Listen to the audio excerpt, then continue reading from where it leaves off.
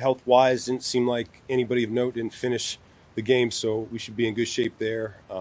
Obviously, when it comes down to the wire like that and you're on the losing side of it, it's disappointing. But a lot of credit to our guys in the second half there, making it a game down 14-3 at halftime, and yet it coming down to the last 30 seconds and potential to tie that game up, or whether it's overtime or go for the 2-point, So really close at the end, but give a lot of credit to Green Bay. They made a couple more plays than us. Their offense was explosive. They found some big plays, resulted in touchdowns on us. And then, fortunately, there in the second half, our offense was able to find its footing a little bit, both in the run game and the passing game, and it felt like we had a little bit of rhythm. So made it a game, but fell short at the end of the day. So opened it up from there. In the last play, what was your hope on that play call, and what was your vantage point of how it unfolded there? Yeah, I mean, we got a lot of options there. I don't know exactly who's going to pop necessarily, but between the options that we have and then Caleb using his legs, was hopeful we could find a way to get a yard there. Chance to look at it yet? The play? Yeah. No. Okay. How do you attribute the difference in the offense between the first half and the second half, and how you guys did come to life? Yeah, well, I mean, it's a really good defense. I think at home this year they're averaging 13.5 points per game and 240 yards per game. So we knew it was going to be a big challenge. You go on silent cadence against a really good pass rush group like that. They get off the ball and they pressure your quarterback, and we certainly felt that there in the first half and in the second half too. I thought Caleb was doing everything he could. He put his Superman cape on a few times to not go down, extend the play, and he found a couple big scrambles for us over the course of that game, which, earlier in the season you would have said that we really had a hard time finding. But, I think it was Duvernay down there on their sideline. That was a huge play. And then the Cole Kmet catch down on our sideline was a huge play as well. So, I think we got a prideful group. We weren't happy. We weren't pleased with our first half performance on offense. And sometimes just coming in and catching your breath for a second allows you to hit that reset button, and our guys responded the right way. Ben, when you talk about the big plays that you guys gave up defensively, what kind of issues were you having in the secondary? Yeah, that's one of those things. Again, I got to go back and I got to look at the tape.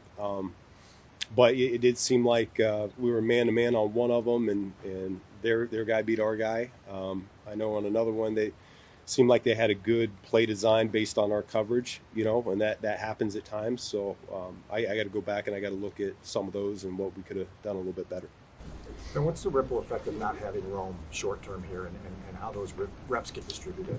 Yeah, well, I mean, we kind of knew that going into the week that he may not be available, and so something that we're conscious of. The fortunate thing for us is we have weapons all over the place. Our tight end room is very strong. Our running back room is strong.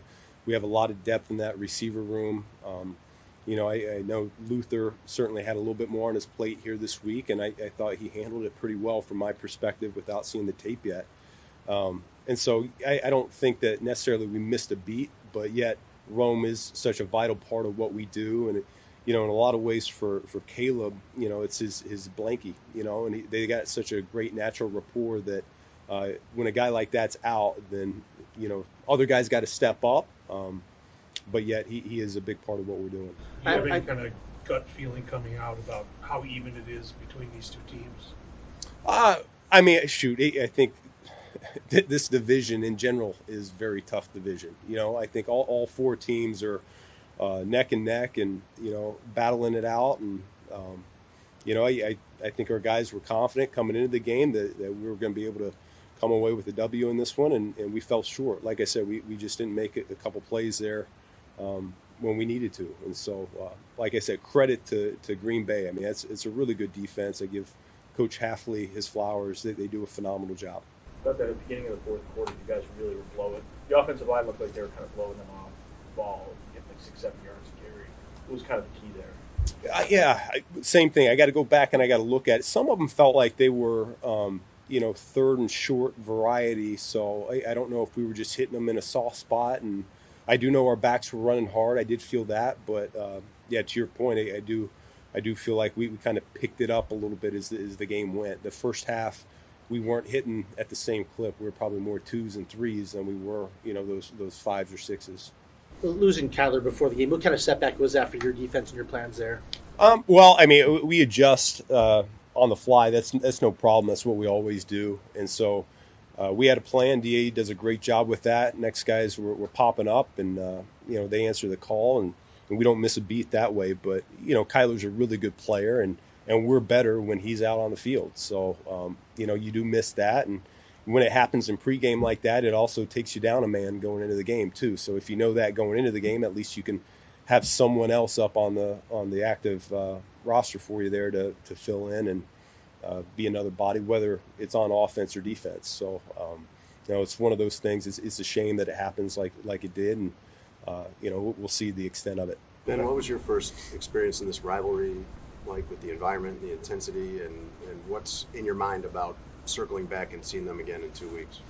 Well, yeah, I mean, I think just in terms of playing at Lambeau, this is my 7th year in the division, and I do think there's some aura that comes with playing here, and competing here. I love it for our guys. There's, this is what the football gods made football to be. Cold weather in December like this, and Green Bay, Chicago. I think that's outstanding. So I think it's awesome to have this rivalry alive and well right now, and get another chance at it here in 2 weeks. The play that ended up with Colston scoring the touchdown in the fourth quarter, did you just walk us through kind of your vision of how that unfolded, the sequence? Man, I can't even remember. It looked like Theo might have been your first option in the left flat. Yeah. There you go. Yeah. So we were in goal line, and yeah, you're right. Theo was going to be number one there, was trying to go for a big guy touchdown. I was about to say fat guy touchdown, but I think he got chopped down, and so he didn't even get out on his route, and so Caleb did a nice job popping back to Colston, and was able to find him. So it was good. On that final pass, what's the key if Cole becomes the option there of getting the ball to him there? Yeah, I mean it's almost identical play from what we scored against Philly the week before. So we got multiple options on that play. Caleb felt like Cole was open, and we didn't hit it. So that's kind of my extent from the sideline. I got to go back and I got to look at it. Couple more. Ben, this team has shown an ability to respond all year. What's your confidence level of the sting of this loss not lingering beyond tonight? Yeah, I mean, I think what you just said is entirely accurate. Our guys do a good job of taking, our lumps from this. We'll learn from it. We'll make our corrections and we'll move on. We go right back to work. We have a process that we believe in. And the work that we put in throughout the week is so important to giving us a chance on game day. They know that, they believe that, and that's really what we'll do when we come back in. Tomorrow we'll come in and we'll clean up the tape, and then Wednesday we're right back at it. We got another good opponent coming in Cleveland. I don't care what their record says. They got a damn good defense, and so that's kind of the stretch that we're in here. This back half of the season is it's good defense after good defense after good defense, and so we're going to have to step up to the plate and respond the right way. What have the last couple games told you about just if this is a playoff team, if it feels like a playoff team? Yeah, I mean, we'll be a playoff team once we earn enough wins to become a playoff team. So right now we're a 9-win team, and I don't think 9 wins is going to get you in this year. So we got to do what we can to get enough wins to find a way to get in the tournament. Yep, thank you.